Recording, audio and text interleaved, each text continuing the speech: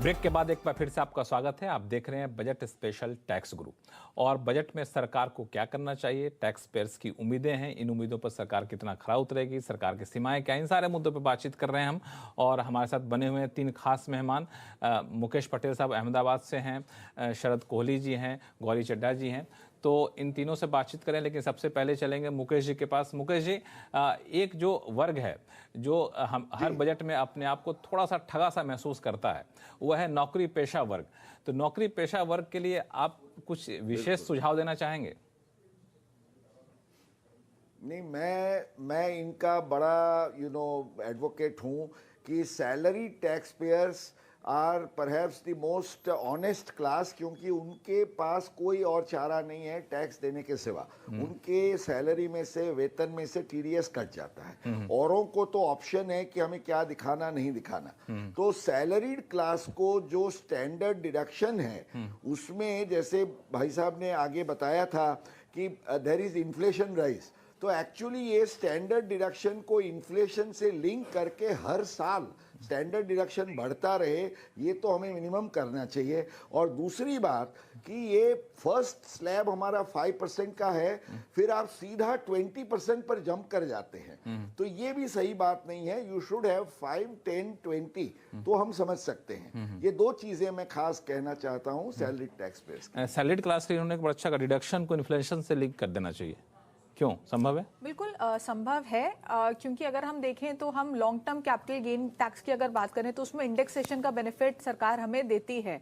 तो सैलरी में भी तो हमारी सैलरी कम बढ़ती है या नहीं बढ़ती है, और इन्फ्लेशन तो बहुत ज़्यादा हो रहा है।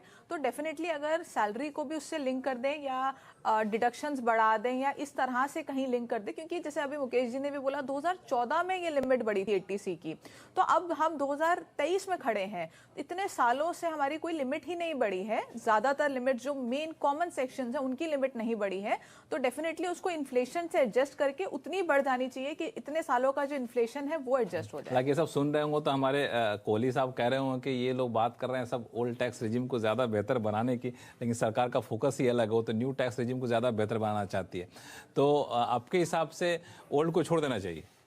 नहीं, मैं ये तो कभी नहीं कहूंगा ओल्ड को छोड़ देना चाहिए। सरकार तो चाहती है, इतने लोग इन्वेस्टमेंट्स करते हैं और इन्वेस्टमेंट्स के जरिए बेनिफिट लेते हैं। मुझे लग रहा है न्यू टैक्स रिजीम, लक्ष्मण मुझे याद दिलाती है कभी कभी किसी मूवी से बहुत उम्मीद होती है कि ये बम्पर करेगी जब रिलीज होगी, और वो होता पहले दिन फ्राइडे को फ्लॉप हो जाता है। हाँ, तो ये न्यू टैक्स रिजीम, मैं ये तो नहीं कहता कि फ्लॉप हो गई, पर इसके लेने वाले बहुत कम थे।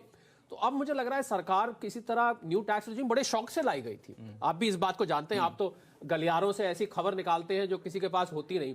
तो मुझे लग रहा है कि इसको लुभावना बनाने के लिए प्रयास इस बार किया जाएगा, क्योंकि इसमें जो स्लैब बनाए गए, ये 5, 10, 15, 20, ये बड़े हिसाब से बनाए गए हैं, और कुछ हो सकता है इसमें डिडक्शंस ला दी जाएं। तो मुझे लग रहा है लक्ष्मण की ये जो अभी नई रिजीम है और अभी ओल्ड रिजीम है, कहीं उसके बीच में जाके ये समन्वय बैठने वाला है। मतलब के डिडक्शंस भी रहेंगी, और वो नए रेट्स भी रहेंगे। गौरी, आपके हिसाब से अगर न्यू रिजिम को आकर्षक बनाना तो क्या करना चाहिए?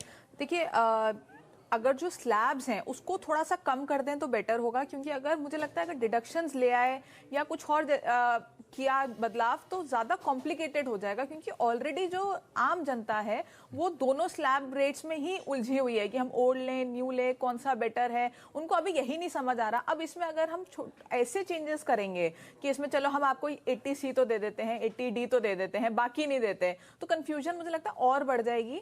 तो ऐसा हो सकता है, लेकिन होना चाहिए नहीं। मुझे लगता है कि आपका जो स्लैब रेट है वो थोड़ा सा और कम हो जाना चाहिए। जैसे हर 2.5 लाख पे 5% का गैप है, तो हर 2.5 लाख पे या तो 2.5% का गैप हो जाए, या ऐसा कुछ हो सकता है। मुकेश जी से समझ, Mukesh ji, new tax regime को आकर्षक बनाने के लिए क्या करना चाहिए आपके हिसाब से? मैं ये मानता हूं कि न्यू टैक्स रिजीम हमारे सेटअप में उसका मैं इतना रेलेवेंस नहीं देखता हूं, विद ड्यू रिस्पेक्ट, और ये ओल्ड वर्सेस न्यू में you are neither here nor there. मैं ये मानता हूं कि अब इन्होंने ट्राई कर लिया इतने सालों में कि भाई ये हमने न्यू रेजिम को, और मैं ये ज़रूर कहूँगा it's not a flop, but certainly it has not been a hit. तो जो उनका नज़रिया था और इसमें आपने क्या है कि हर बार आपने ये छुट्टी भी दे रखी है कि आप ओल्ड में जाना चाहते हैं तो ओल्ड में जाइए, न्यू में जाना चाहते हैं न्यू में जाइए। तो ये जो अवढव में रहते हैं, कंफ्यूजन में रहते हैं, मैं गौरी से एग्री करता हूँ। सो इन माय ओपिनियन एक बार आपने ये ट्राई कर लिया, you should make up your mind. और मैं कहता हूँ हमारे पूरे सेटअप के लिए एजुकेशन, हाउसिंग, मेडिकल रिलीफ, ये सब चीज़ों पर जो फोकस होना चाहिए उसको ध्यान में रखते हुए I am a strong advocate of the old scheme. हालांकि मेरा जो आपने सुझाव दिया कि एक बार जिसने डिसाइड कर लिया उसको डिसाइड कर देना चाहिए, उस पर वापस लाने के पीछे हटने का जो दरवाजा खुला रहता है उससे कुछ कन्फ्यूजन रहता है। हालांकि मेरी राय इसमें यह है कि हम लोग जिस मानसिकता के लोग हैं कि नए चीज़ों को अपनाने में थोड़ा सा हिचकते हैं। जब पुरानी चीज़ें अच्छी तरीके से चल रही हैं तो कहते चलने रहने दो, नई चीज़ों को तभी अपनाएंगे जब ये लगे चलो नई चीज़ अच्छी नहीं लगी तो फिर हम वापस पुराने पे आ जाएंगे। तो जब पुराने पे आप वापस आने का रास्ता बंद हो जाएगा तो नए के प्रति लोगों का आकर्षण शायद और कम ना हो जाए। खैर ये मेरी अपनी राय है। कोहली साहब, मेरा ये कहना है कि जब हम लोगों ने एक शो भी किया था जिसमें ये किया था कि किसको नए रेजिम में आना चाहिए, किसको नहीं आना चाहिए, तो हम लोगों ने पाया कि एक तय सीमा तक सैलरी पाने वाले लोगों के लिए अगर नए में जाते हैं तो उनका जो टैक्स की देनदारी वो बढ़ जाती है। अब जो मेरे जानकारी है वो है कि सरकार कोशिश ये करना चाहती है या फिर करना भी चाहिए कि आप टैक्स की देनदारी दोनों पे बराबर रखिए, तभी लोग न्यू में आएंगे। अब न्यू के मुकाबले ओल्ड में टैक्स की देनदारी अगर बहुत कम होगा तो लोग नहीं आएंगे न्यू में। तो इसको करने के लिए टैक्स की देनदारी बराबर रहे, लोग आकर्षित हों, क्या कर सकते हैं? क्योंकि आप हमें ज्यादा हिमायती दिखते हैं न्यू टैक्स रिजिम के। बिल्कुल, मुझे लगता है लक्ष्मण के जैसा मैंने अभी पहले कहा था कि समन्वय मुझे कहीं बीच में लगता है, एक एक्सट्रीम है दूसरी एक्सट्रीम है। क्योंकि अगर उदाहरण के तौर पर आप हाउसिंग लोन की डिडक्शन है, अब हाउसिंग लोन की डिडक्शन आप अगर ओल्ड छोड़ते हैं और आपने तो मकान लिया है 15-20 साल का आप लोन देते हैं और आपने इसी इंसेंटिव से लिया था आपने, अब आप ओल्ड न्यू में चले जाते हैं तो आपका तो सारा वो हाउसिंग लोन लेना ही एक तरह से बेकार हो जाता है टैक्स पॉइंट ऑफ व्यू से।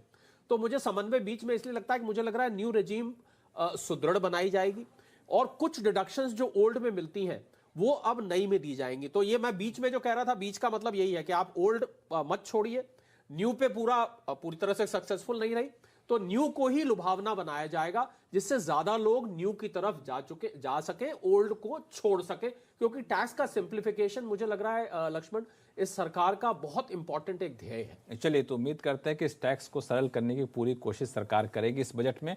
और अभी फिलहाल छोटे से ब्रेक के बाद बात करेंगे जिसकी मांग सबसे ज्यादा हो रही है, वो यह है कि 2.5 लाख इनकम टैक्स छूट की सीमा को क्यों सरकार पकड़ कर बैठी है, उसको क्यों नहीं बढ़ा रही है। इस पर बातचीत करेंगे छोटे से ब्रेक के बाद।